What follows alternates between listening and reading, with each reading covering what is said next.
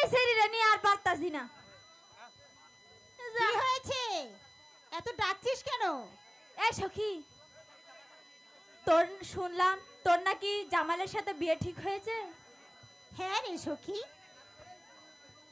তাহলে এক হইরালি। কাজ করি, কি? চল তোকে গোসল করিয়ে সাজিয়ে দে।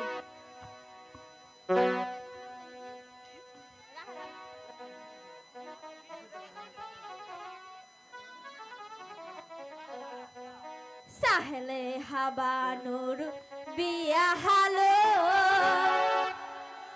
জামালপুরের